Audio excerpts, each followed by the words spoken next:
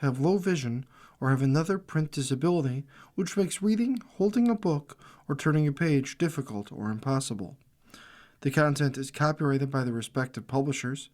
For more information, please visit us on the web at nfradioreading.org. Hello, this is Patricia Mary, and for the next hour, I will be reading from the Saturday, Sunday, February 21st and 22nd issue of Off Duty from the Wall Street Journal on the Niagara Frontier Radio Reading Service. From the fashion page from Off Duty, the next Allbirds, a hunt for the most comfortable shoe today. Allbirds, the erstwhile king of comfy shoes, has lost heat in recent years. Which everyday sneaker has claimed its crown?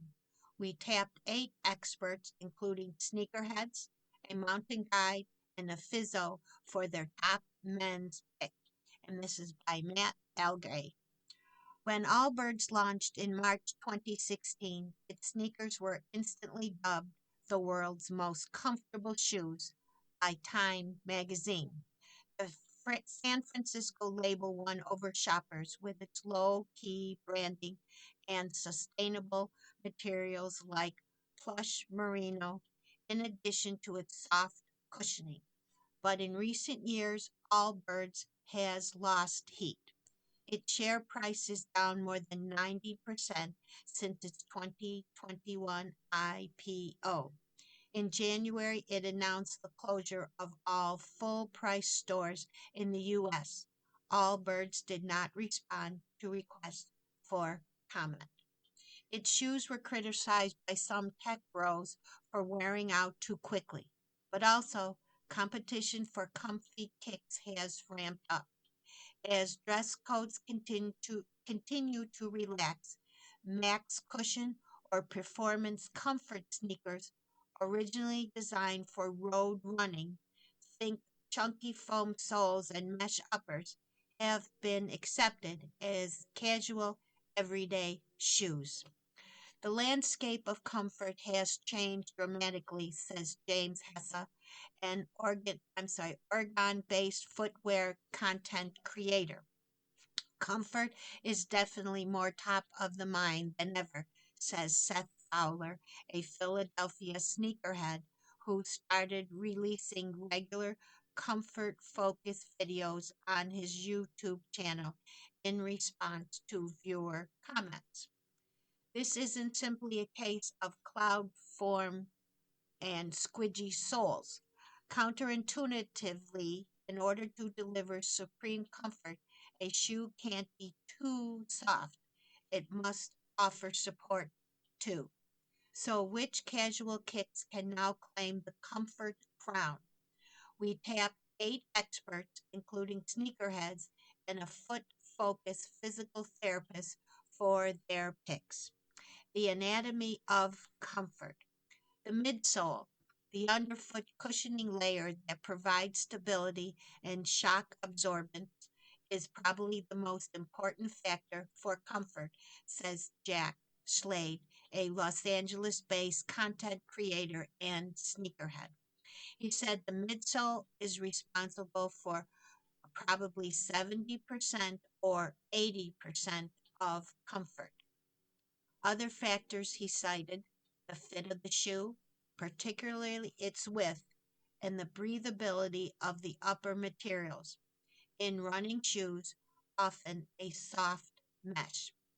Eddie Wynn, a foot focused content creator in New Hampshire, describes that feeling of softness when you put a sneaker on as step in comfort. Raoul Key, a Toronto based industry veteran who runs footwear reviews website Solar View, noted that in recent years there has been a trend toward softer, taller midsoles. That's not necessarily a good thing. Really soft, cushiony can promote excess movement, says James McCormack, a physical therapist specializing in foot and ankle injuries. It challenges your muscles and tendons to work harder to stabilize your foot, says McCormack, who runs the YouTube channel Flawless Fizzo Shoe Reviews from Annecy, France. Over time, he says, our joints tend to increase in stiffness to compensate. You want shoes that strike a balance between cushiony comfort and support, says Key. The upper is often overlooked. Retro sneakers, said Wynn, have leather or synthetic leather uppers, a rigid material that doesn't let the that doesn't let the shoe bend very much and can dig into the top of your foot. Modern running shoes tend to use a far more flexible and breathable mesh upper that lets the shoe twist and move in any position, says Wynn.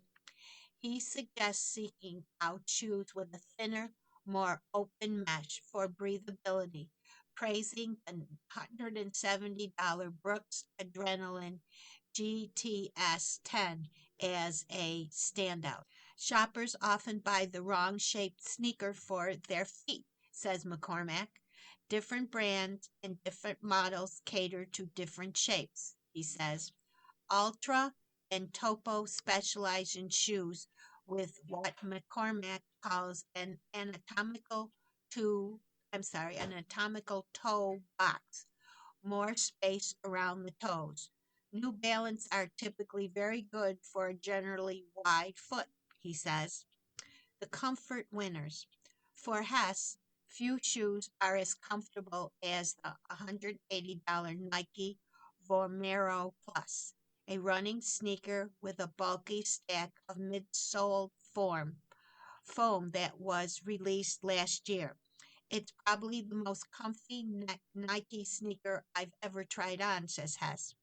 He calls it surprisingly responsive, meaning that the foam springs back and helps push your foot into the next step. Hess also rates the wider fit of these shoes. They're very stable, he says, even with a max stack of foam. Tyler Tipone, a mountain guide in Connecticut with more than 15 years' experience, runs Mountaineer Journey, a blog and YouTube channel where he publicizes shoe reviews based on hours of hiking. His top everyday shoe for walking is the $160 Brooks Ghost Max 3.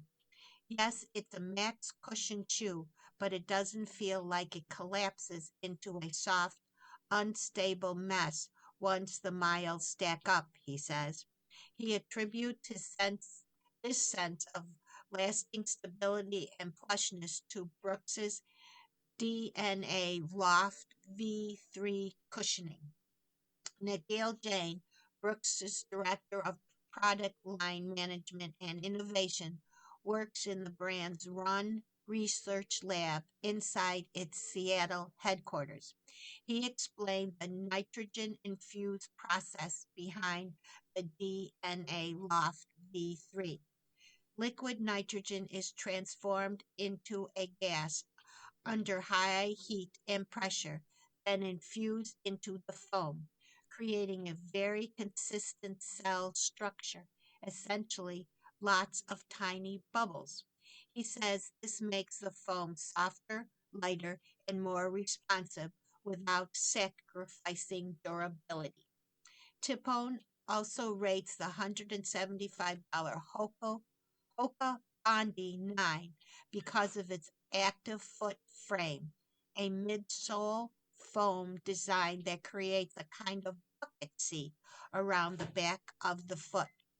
Your foot feels cradled, he says. However, Wynn says that he generally found Hokas too spongy to have on my feet all day. Wynn is a fan of the 150 to 160 Egg 6 Gel Kayano 14, a classic style originally released in 2008 and since updated. He particularly likes the sneaker's fit. Nowadays, it feels like a lot of shoes are more narrow and they want to hug your foot a bit more, he says. He finds the gel Kayano 14 more wide foot friendly. Its uppers made from a flowy open mesh. It's highly breathable, he adds. Some of these designs skew upper super casual, not keen to wear a neon sneaker with air bubbles embedded in 2 inches of foam. C calls the $250 Echo ST1 Hybrid a solid choice for something dressier. This derby features the same lightweight, bouncy midsole tech found in the brand's hiking and trekking shoes, a seal of comfort. The comfiest sneakers don't come cheap. For those seeking less pricey options, however, McCormack recommends the Asics Gel Plus series, which is around $105, though the Gel Plus models are more entry level than Asics just launched cutting edge $210 Super Blast 3. They're still good quality, says McCormack.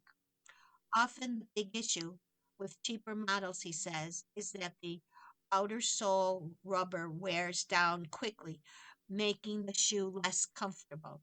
The gel pulse models don't have this issue, he explains, because they tend to feature a durable layer of outer sole rubber, the tread on the bottom.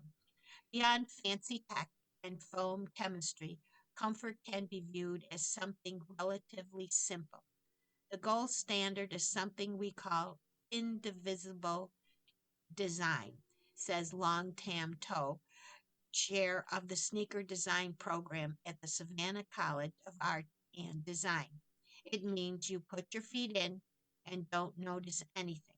Nothing hurts. You don't have to think about it. That means it's perfect. Another article from the fashion page, a fashion insider's secret, trashing new clothes. Seam rippers, cheese graters, and even car tires help the style conscious avoid a dreaded faux pas looking brand new. And this is by Farron Crenell. Most people leave salt outside their home before a snowstorm. Yuki Avoy left her Louis Vuitton Speedy 30 bag outside instead. It looked too shiny, which I couldn't stand, said Evoy, a fashion writer from Montreal. Evoy was inspired by Alexis Chung beat up Speedy, which she's seen in paparazzi photos. There's something so glamorous about looking wrecked, she said. Envoy is part of a fashion industry cohort obsessed with making brand new items appear old. The practice has long been employed by celebrity stylists who want their clients to look like they actually own the designer clothes they're sporting for photo ops. We all wish that we just woke up cool and gorgeous, says Zana Roberts, the red carpet correspondent for E! News, who has also worked as a stylist. Robert Dressy remembers running over new t shirts with a Range Rover in Los Angeles before a campaign shoot to break them in. Making clothes look like they've been really worn makes them look loved, she says. The same logic applies to people who aren't walking a red carpet. I've never run over my shirts, but I do chop the sleeve hems and bottoms just a little, said Miles Pope, the global fashion director of GQ. He recommends a pair of tiny sewing scissors to gently undo hems on button up shirts. I also like to use a cheese grater on some of the heavier cottons, he says, just to get some texture and softness into the fabric. Evoy also likes the raw hem look. As a teenager, I used to let my pet rabbit chew on my white t shirts to make them look like Kate Moss's, Envoy says. Sometimes distressing an item implies status and heritage instead of just mere nonchalant. Atlanta native Jess Graves, a creative director and author of the shopping newsletter, The Love List, said she knew former sorority sisters in college who would often soften canvas bags like the LL Bean boat and tote by brushing them with sandpaper, then throwing them in the laundry inside out. Since these totes are first received as bid day presents by new members, their trashed appearance implied a storied history of wear and tear. Brian Davis, the owner of Wooden Sleepers, a vintage store in New York, has heard stories of New England preps dunking their LL Bean boat and totes in salt water or dragging them behind their cars to break them in. He prefers to break them in with normal wear and tear. There might be shortcuts, but what fun is that, he says. For some, the same anxiety about handbags and shirts looking too new can also extend to shoes. Gracia USA editor and stylist Jay Iorico has run over a pair of pristine black leather boots with his car before placing them on actress like Sienna Miller. And when California person Letha Howard, founder of the skincare brand Monastery, buys new pairs of Solomon white sneakers, she throws them in the dryer to crease and soften their shape and add scuffs along the sides. Brand new sneakers, feels a little embarrassing, like you're showing up on the first day of school and you don't know the rules yet. Why not just buy these items resale, which is usually cheaper and less labor intensive or pre-distressed? Hope says the process is the point. Cutting up my clothes is like a ritual I do to make them mine, he explains. Fashion consultant and former J. Crew creative director Jenna Lyons says it's also about the fit. Do you know how hard it is to find a t shirt or a pair of jeans that's perfect for your body? She asked. It's a stroke of lightning. And then to get the jeans to fade at exactly the right part of your leg, you've got to do it yourself. Lyons says the best way to add whiskers, the faded lines at the crease of the legs, is with a Demerol rotary tool. The only reason fashion people walk into a hardware store is because of their denim, she quipped. But she vows the best way to make jeans look made for you is to wear them while walking into the ocean, then let them air dry as you lie on a beach towel, allowing the denim to conform to your body while fading from the sun and salt water. I've done this in the Atlantic and the Pacific Ocean, Lyon says. You cannot buy that kind of journey on the rack. You are listening to the reading of articles and features from Off Duty from the Wall Street Journal on the Niagara Frontier Radio Reading Service. Another fashion article. Would you go running in a cashmere sweater? I did. Premium running brands are selling high performance cardigans, Fair Isle knits, and $250 cashmere sweaters. They're sharp enough for a night out, but how do they perform? And this is by Grace Cook. One recent Saturday, I went for my first run in a cardigan. I was meeting up with friends in London, where I live. The $355 Dove Gray cardigan, worn with long sleeve tops and black leggings, looked far sleeker than my usual nylon windbreaker. It's hard to feel fashionable in a plastic jacket that rustles like a potato chip packet. We had a brunch reservation afterwards. I didn't want to feel sloppy. Cardigans aren't typically associated with cardio, but last fall, Toronto brand Literally Sports reworked Granny's favorite garment. Its unisex running cardigan comes in a light, flat weave merino wool blend. Running has become a hugely popular way to socialize, even meeting a potential mate. And many folks now stay in sportswear for post run, post gym, or Pilates happy hours. A handful of agenda setting brands are meeting the moment. Running gear now doesn't all look at the same as running gear. Boston brand Packsmith recently released a $255 wine colored cashmere blend sweater, which admittedly sounds confusing, given that cashmere can't go in the washing machine and running is an incredibly sweaty pursuit.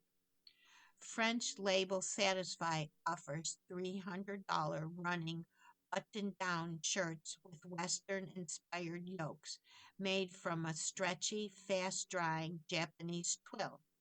Los Angeles brand District Vision $250 Fair Island fleece comes in a beige and gray Italian wool blend. Each item could easily be paired with jeans or tailored trousers on a night out. They're expensive, but running gear that doubles as fashion can be considered a 2-for-1. Sophia Proust, 28, an architectural designer in Brooklyn, finds her bone colored, literally sport cardigan chic enough for Friday night drinks. And ESP Addison, 52, an assistant professor of global studies in Brooklyn, wore his Tracksmith cashmere knit to his New Year's Eve party. He said it made him feel fly. But how do these garments fare on a run? As a five-time major marathon with a 3 hours and 15-minute personal best, I decided to test them. I borrowed literally sports cardigan and Tracksmith cashmere sweater to see whether they could feasibly replace my more functional second layers. I also quizzed other runners who owned them. This is gear for chatty, easy miles, not a Boston training run. Those speed sessions demand function first garbs, not whimsical outfits. On casual jogs, however, I found the cardigan to be a neat substitute for my usual mid layer. I particularly liked the snap buttons, which provided customized ventilation. Jackie McEwen, design director of Literary Sports, said she put the cardigan through 4 or 5 rounds of phototyping and wear testing. She said the buttons were made lighter and repositioned to save runners from fumbling. I can confirm that they're easy to fasten and undo on the move. Most of these trendy knits, including the cardigan and the cashmere sweater, are spiked with the likes of nylon and polyester for durability. Still, I seem to sweat less in both the cardigan and cashmere sweater than I do in pure nylon tops. Since Murano is naturally odor resistant, it doesn't need to be laundered after every wear. Ditto cashmere. Addison said he wore his Tracksmith sweater for runs and socializing for a couple of months before getting it dry cleaned. Strong feedback consider he wears it with nothing underneath. I prefer a barrier between my sweater and my sweat, so I layered mine over a long sleeve top. I also sprayed the knits with the launderess fabric freshener. Maria, 24, a publicist in Paris, wears her District Vision Fair Isle sweater and an Italian wool blend design she described as lighter than typical knits when it's sunny, windy, and cold. It doesn't make your stride feel heavy, says Maria, who finds 37 to 43 degrees Fahrenheit the optimal temperature for it. The literary sport cardigan could be worn through spring, however, with a tank top or just a sports bra underneath. I found the Tracksmith cashmere sweater comfortable for wintry London runs up to 12 kilometers. I think I'd get too warm on a longer run and would find it annoying to tie it around my waist. However, Addison has been wearing his for longer distance in New York's snowstorms. Running is a mindful pursuit, and doing it in cashmere feels good. The knit is lighter and comfier than a chunky cotton sweatshirt. It doesn't chafe or show sweat. Though it's thinner than my non sporty cashmere sweaters, its waffle texture makes it less delicate. In a shock to no one, these knits are more highly maintenance than regular sportswear. None are waterproof. Proust admits that she's wary of brushing up against metal or branches when running in her cardigan. It's so delicate and beautiful. I'm concerned I'm going to rough it up. Lee Glandorf, 39, a marketer in Boston who writes a newsletter about sport and style, accidentally put her hand washed only literally sport co- cardigan in the wash machine, but insists it's still more than wearable. Edison takes his cashmere knit to the dry cleaners. Karen Ney, senior product manager for a software firm in London, bought a special flat drying rack for his red waffle textured merino sweater from Tracksmith so it won't stretch out. Though he likes his Murano top, Ney is dubious about the idea of running in cashmere. It feels like a step too far, Edison would politely disagree. It feels amazing against your skin, he says. This article is from the music page. Britain may finally have its next big pop star. It's been 15 years since Adele conquered the world, but there's hope for another UK musical powerhouse. This is by Elias Light. It's been roughly 6 decades since the British invasion, when the Beatles and the Rolling Stones stormed across the Atlantic and changed the course of pop music. It's been more than 10 years since Adele set a record with 25, selling more than 5 million copies opening week. What happened to the UK as a musical powerhouse? It's been ice cold, says Jeremy Mack, a former U.S. major label executive who worked with UK acts, including the 1975 and Alana George. The country just stopped exporting new stars recently. In 2024, no UK artist appeared in the global top 10 singles and albums ranking for the first time in more than 20 years, according to the International Federation of Phonographic Industry. Not that the country hasn't tried to nurture a fresh crop of household names, acts including Sam Fender, who can fill English stadiums with Springsteen in depth rock, and the rapper Stormies, who has been recognized as the top British male solo act twice at the country's Brit Awards. But many believe the last new artist from the UK to really break big worldwide was Dupa Luba in 2017. Representatives for Fender and Stormies declined to comment. Ed Sheeran, Charlie XCX, and Sam Smith all enjoyed multiple major hits before that, as did Harry Styles in the boy band One Direction. There is hope. Olivia Dean, a 26-year-old who blends polished pop and easygoing soul, retro nightclub dazzle, and TikTok approachability, been named Best New Artist at the Grammys in February. Dean had 8 songs on Billboard's global charts last week. She was joined in the top 10 by another UK singer, Ray, who favors swank 60s outfits and a brassy hit called Where Is My Husband? Sienna Shapiro, with her dusty Springfield glamour, was close behind thanks to the breakout single I On This Hill. This group fits into a long line of UK artists, including Amy Winehouse and Adele, before them, who clearly adore old American soul records. Shapiro favors crawling tempos and unadorned piano melodies, which leave more room for her husky voice. I think I have only released ballads, and the ones that aren't ballads are written that way first, she joked. She called her cohort momentum undeniable.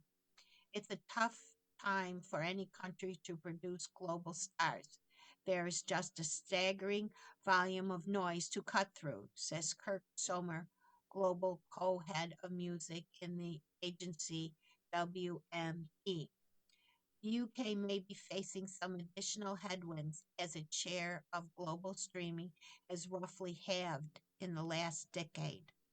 Will Page, the former economist at Spotify, argued in 2025 report that streaming service algorithms actually disadvantaged English-speaking artists from outside of the US. The algorithms are partly based on language, which means people listening in a certain language are recommended content in that language, Page explained. While this system works like crazy for rappers in France or Brazil, who are now all over the charts in their homeland, it potentially hampers artists in the UK, Australia, and Canada. Since those nations all share a language with the US, they are now getting buried by an avalanche of American superstars, Page wrote, leading to an embarrassing drought of new breakouts.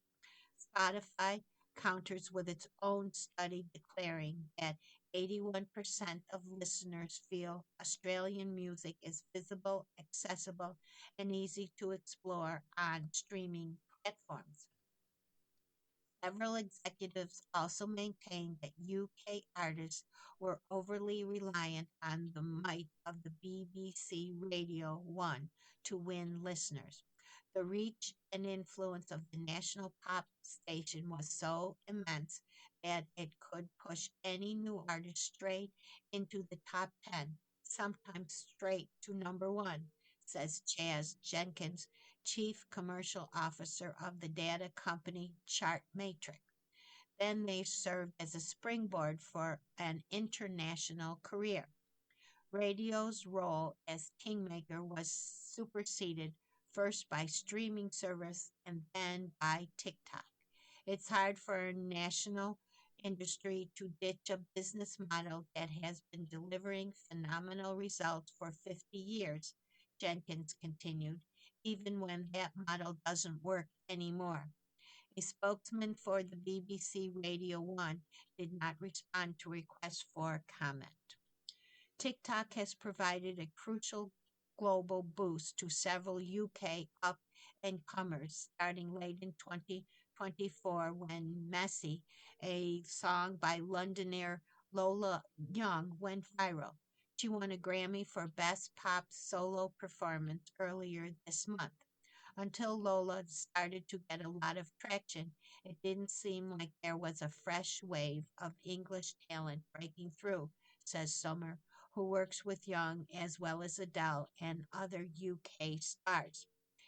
Dean's hit Man I Need was also inescapable on TikTok, and when a false but deliciously bizarre rumor spread on TikTok that UK rapper Ease the Kids was actually the actor Timothy Chalamet in Baklava, it brought the artist a new group of giddy fans.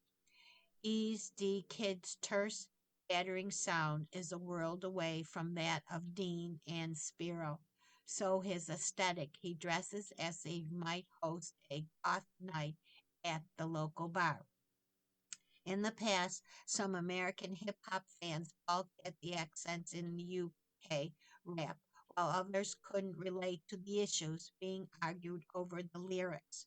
And Daniel Lloyd Jones, lead music and culture executive and First Access Entertainment Group, but Ease the Kids' visceral tracks full of slicing synthesizers and blown out bass has been embraced in the US.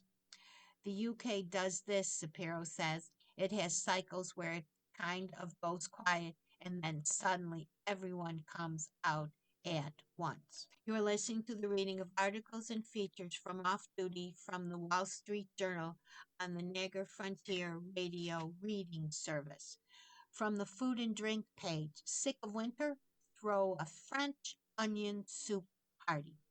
Don't be intimidated by the snazzy presentation. French onion soup can make for an easy, cozy dinner party. And this is by Odette Williams. The other night during a blizzard, a friend sent out a group text. I've bought all these onions from the neighborhood and I'm gearing up to make French onion soup. Would love the company if anyone wants to venture out. I love an impromptu party, especially in the dead of winter and when it involves a luxurious steaming bowl of soup. I sent all caps, yes, and reached for my boots. I've always thought of French onion soup as the Louis Vuitton of winter meals. Timeless, iconic, and quite the flex. Whenever I see it on a bistro menu, I order it. If I didn't have the fancy rustic crocks to serve the soup in or restaurant quality stock, there was no point in even trying it at home. My friend showed another way, starting with excellent house-made beef stock from a local butcher. The other the other revelation when I asked into my friend's kitchen, and saw two big pots on the stove, the dish can be almost entirely prepped ahead, taking the pressure off. She had sliced and toasted the baguette, pre-grated a small mountain of aged Gruyere. Individual oven-proof bowls were ready on the sheet trays, so when it came time to serve, all she had to do was ladle in the steaming soup, top each with bread and cheese, and broil until bubbly and golden. When my spoon broke through the wobbly layer of cheesy bread and resurfaced all gooey and molten, the winter suddenly seemed not so bad. If you want to offer something before or after, keep it simple. A small array of cheese on a cutting board, a bowl of lightly dressed microgreens, a few extra baguettes, and of course, some French wine. Here's the recipe for the French onion soup. Homemade stock is always going to make a better soup. Try your local butcher or specialty grocer. But if you're using a packaged broth that needs more oomph, add a teaspoon or two of better than bouillon's beef flavor. For a subtle boozy touch, go with sherry. For more moxie, use brandy or cognac. The time takes 2 hours and it serves 6 people. The ingredients: 3 tablespoons of unsalted butter, 3 tablespoons of extra virgin olive oil, 6 to 8 medium yellow onions, about 3 pounds, peeled, halved, and thinly sliced, 1 clove of garlic, 1 teaspoon of kosher salt, freshly ground black pepper, 3/4 of a cup of dry white wine, 8 cups or 2 quarts of beef or vegetable stock warmed, 2 bay leaves, 2 tablespoons of fresh thyme leaves, a half a cup of dry sherry, brandy, or cognac, 1 baguette cut into 1 inch thick slices, 2.5 cups or half a pound of grated aged Gruyere cheese. For the directions: in a large Dutch oven over medium-low heat, melt butter in oil. Add onions, garlic, salt, and lots of cranks of black pepper. Cover and cook, stirring often until onions are caramelized, 45 to 60 minutes. Add wine and deglaze the pot, scraping up the brown bits and reduce liquid by half, 2 to 3 minutes. Add stock, bay leaves, and thyme and simmer for about 30 minutes. Discard garlic and bay leaves. Stir in sherry, brandy, or cognac. Taste and adjust seasoning if needed. Meanwhile, arrange oven-proof bowls on a large sheet tray. Toast the baguette slices so they don't become soggy. Ladle hot soup into each bowl, top snugly with baguette slices, then cover generously with the cheese. Place under a hot broiler until cheese is bubbly and golden, 2 to 3 minutes. This is not the time to get distracted. Serve immediately. Enjoy. On the sports page, the comeback that made Alyssa Liu America's unlikeliest Olympic champion. A former child prodigy, she walked away from the sport for 2 years at the age of 16. She came back her way, and now she is the first U.S. skater to win women's individual gold in a generation. And this is by Louise Randowski. Milan. A year before she took the ice with the chance to win an Olympic gold medal, Alyssa Liu found herself in almost the exact same position a few thousand miles away. The American figure skater was at her sports world championship, chasing a title that had eluded U.S. women for almost her entire lifetime. Not that she was particularly haunted by history. When she asked how it would feel to end the drought, Lou said she wasn't even aware of it. I didn't know that, she replied calmly. That's a fun fact. Then she put on a gold dress, skated to Donna's Summer, and breezed to the top of the podium. Here's another fun fact. Alyssa Liu repeated the same exact performance with the same exact outcome on Thursday night in Milan. This time it was to become the first American woman to win any individual Olympic medal since 2006 and the first to come home with gold since 2002 before she was even born. The joyful program put Lou in the company of figure skating royalty. She joined Sarah Hughes, Tara Lipinski, Christy Yamaguchi, Dorothy Hamill, and Peggy Fleming as the only American woman with individual Olympic gold in the past half century. But she was nothing like any of them. In fact, she was nothing like anyone in her sport.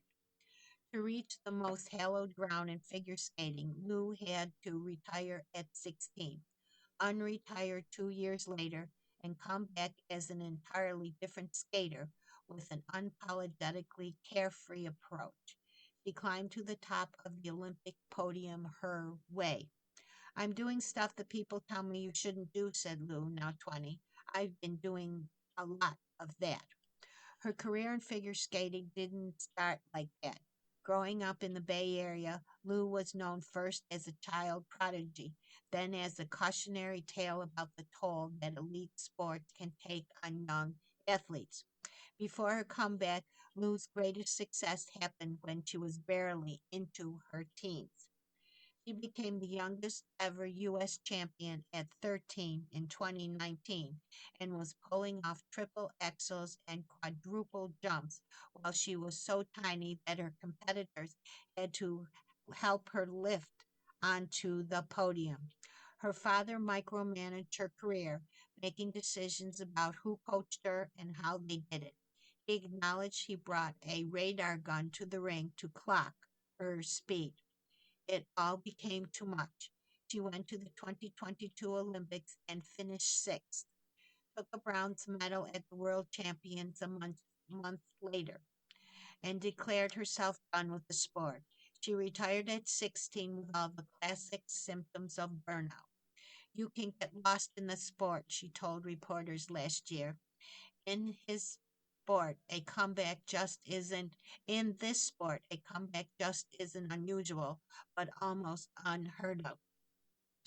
Lou returning to figure skating in her late teens would have sounded as preposterous as Tara Lipinski and Johnny Weir climbing down from the NBC booth and competing in pairs. In her 2 years away from the sport and in the real world, Lou discovered life outside of the ring. Even today, she considers it the best time of her life. She trekked to base camp at Mount Everest. She chased new adrenaline rushes by skiing. She enrolled in college psychology courses. She even got a driver's license. What she didn't do was skate. She also deleted Instagram so she wouldn't have to see the sport that once dictated her entire life. When she laced up her skates again, it was purely for her own enjoyment. She had no intentions of competing, but it didn't take long for one bit of dopamine to turn into another and another. Soon she called one of her old coaches to explore a possible comeback. Lou was older, 7 inches taller, with bleached hair and piercings, practically unrecognizable from the wispy child she'd been at the U.S. Nationals in 2019. As others were overwhelmed by pressure, she was so carefree that she made yoga teachers look stressed. When she decided to return, she knew that she would only do it on her own terms. This time around, she picked her coaches, Massimino Scali and Philip Di Guglielmo, whom her father had fired a month before the Beijing Olympics. She decided the music she would perform to and what clothing she would perform in. She was no longer the same person, so she couldn't be the same athlete, and the results were the last thing she cared about. Her coaches gave her the freedom she craved and say they don't train her in a traditional way because she's not even remotely a traditional skater. They're like my two dads, she says. I'm so grateful to have so many fathers. Before her return, she was the last person she had to tell. There was one last person she had to tell, her actual father.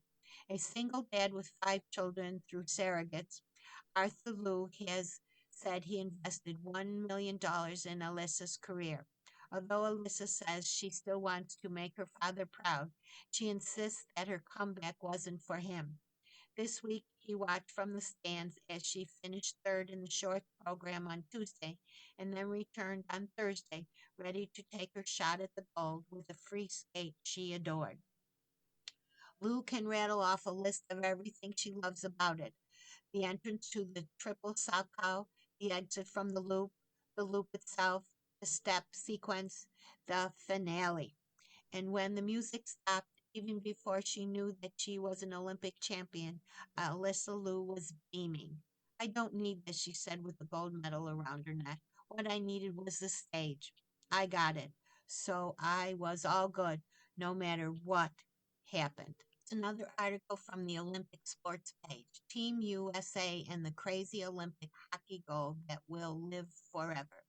A brilliant sequence in overtime by Teams USA Megan Keller gives a powerhouse team the gold medal it craved. And this is by Jason Gay. There's a gold everyone dreams about, right there. Every instinct you have, everything you've learned, every sacrifice, every person who helped you get there, every stinking early AM practice, every breakfast in the car, all leading right up to now. Just you and the puck, sudden death overtime, your biggest rival on earth. One defender to beat, swoosh, around the defender to the net. Goalie bracing, stick flared, goalie's pad drop, backhand flip, puck through, red light, goal, gold. Megan Keller must know. They'll try to imitate that one forever. From rings to the ponds to the driveway asphalt. Girls everywhere will try it. The boys too. It's a shifty sequence that will outlive Keller's career and will probably get mentioned by some current unknown phenom 12 years from now at some other winter game of the day they saw Megan Keller stun Canada and win the Olympics 2-1 for Team USA with a brilliant golden goal. It isn't a move she recalled doing before. Maybe in practice, the 29-year-old said. It has no name. She got a nifty long pass from her teammate Taylor Heist and saw space. I thought, why not?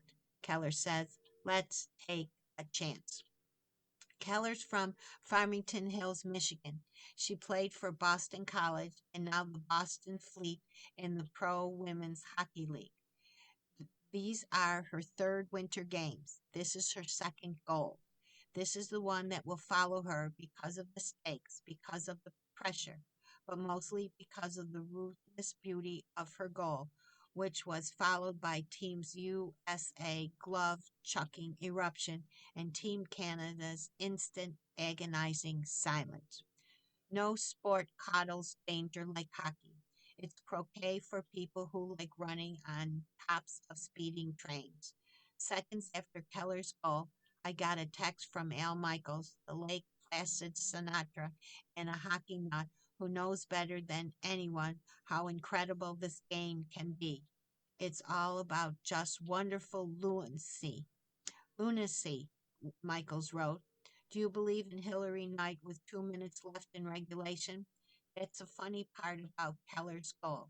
It instantly ellipsed another outrageous goal, which happened with Team USA down 1-0 and three-quarters of the way out the door. With the desperate U.S. yanking its goalie and going 6 versus 5, just a bad pass, a Canadian flick of the wrist, and it's over. Knight deflected a whistling shot from Alea Edwards into the back of the net. Tie game. You could say a lot about the moment. The 36-year-old Knight was the captain of the U.S. team in her fifth and final games, or so it seems. And in the last 120 seconds of her Olympic career, this Wisconsin Badger legend redirected a lone missile from a current Wisconsin Badger superstar, giving new life to a team that seemed cooked a second earlier. You could do a whole number about what would have happened if Knight missed the shot and Team USA went on to lose. The crush of second guessing directed at a team that spent all tournament looking like it couldn't do any wrong and then went flat. The hindsight would have been merciless. It would have hurt for eternity. You could think about all these things. This is what Hillary Knight thought. We're going to win this game. She thought that because there are whispers the brain delivers when you're an Olympic champion. It's what Alyssa Liu thought in figure skating Thursday night and what Michaela Schifrin thought in the gate Wednesday afternoon. In the end, the greatest athlete, greatest edge lives upstairs. Knight also thought that because Team USA was really good, historically so, they were deep and experienced and just kept coming. Afterwards, people kept trying to get Knight and Keller to brag on their goals, but they kept deferring to teammates, to all the talent, to their goalie, Miss Frankel.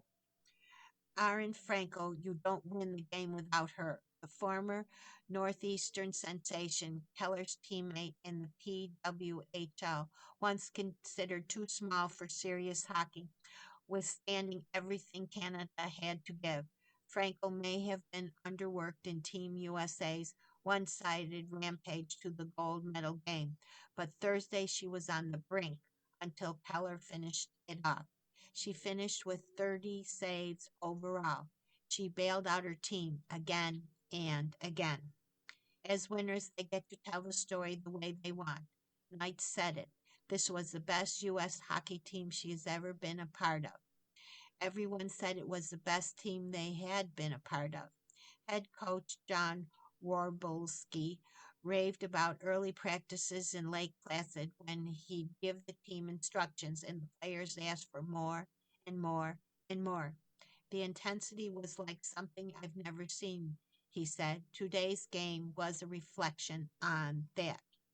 The rest of us will remember the team and the overtime game winner, not just how it felt when Megan Keller scored, but the stomach twisting nausea felt right before. 1 second you're panicking about losing, and you're celebrating a highlight that will endure for all time. Hockey is irresistible theater, and Olympic hockey is its zenith expression. I hate to steal one from Al Michaels, but who knows better? It's really just wonderful lunacy. Another Olympic article, Team USA versus Canada. American hockey finally has its bruising Olympic showdown, and this is by Jared Diamond. Milan, the U.S. men's hockey team has conquered every test since landing at the Olympics. The Americans breezed through the preliminary round largely unchallenged. They survived an overtime scare against Sweden. They demolished Slovakia on Friday and are now on the precipice of finally capturing the gold medal they've been chasing for nearly 5 decades. The only thing standing in their way is the opponent that Team USA has spent a year obsessing over, Canada. the sport ultimate powerhouse and America's fiercest rival, and anything less than a takedown would be considered a failure. On Sunday, exactly 46 years since the most stunning upset in the history of Olympic hockey, the U.S. and Canada will square off in a heavyweight showdown for global hockey supremacy. At this time, the Americans might not need a miracle. It's the finale that we wanted, U.S. forward Matt Bodie said, and the team we wanted to play. Unlike in 1980, when a group of ragtag American amateurs took down the Soviet Union's Red Machine, the, uh, uh, the iteration of Team USA was built to win by relying on merit, not divine intervention. It featured a collection of some of the NHL's biggest stars, meticulously assembled for the sole purpose of dismantling the neighbors to the north. The roster the U.S. chose to bring to Italy was roundly criticized in the weeks leading up to the Olympics. General Manager Bill Guerin prioritized size, brawn, and checking prowess over elite scoring ability, which meant leaving several of America's most dynamic offensive threats at home. He valued players who had built cohesiveness skating together at last year's four nation face off, confident they could coalesce into a whole greater than the sum of their parts. To Gurin, the reason was simple. This was the group best equipped to contend with a lethal Canadian squad that features the world's two best players, Connor McDavid and Nathan McKinnon. It makes sense that he would feel that way. At Four Nations last February, the Americans traveled to Montreal, instigated three fights in the first 9 seconds in front of the hostile crowd, and emerged victorious. Though they lost an overtime thriller to Canada in the championship game a few days later, the experience sent a resounding message. The U.S., a country that hasn't even won a medal in men's hockey since 2010, wouldn't be a pushover. We're aware that we can definitely hang with them, American defenseman Zach Werninski said. It's going to be a challenge. We're aware of that as well. Shortly before leaving for the Olympics, Werninski watched the recently released Netflix documentary about the 1980s U.S. hockey team. He liked it more than the 2004 narrative film Miracle because it included actual footage from the games. The documentary didn't just prove motivation, it served as a reminder of how long it has been since Americans last reached this stage and what it would mean to end the drought that has loomed over U.S. hockey for half a century. We have a chance, Werninski says, to do something not a lot of American hockey players have done. You've been listening to the reading of articles and features from Saturday, Sunday, February 21st, 22nd, issue of Off Duty from the Wall Street Journal. We read from Off Duty every Saturday at 6 p.m. Your reader has been Patricia Mary. Thank you for listening. God bless and be safe out there. Coming up next in the Niagara Frontier Radio Reading Service, we have Harper's Magazine. At 8 o'clock, we have Sports Illustrated. At 9 o'clock, we have The Athletic, a section of the New York Times. Stay with us for these readings and more through the rest of the evening.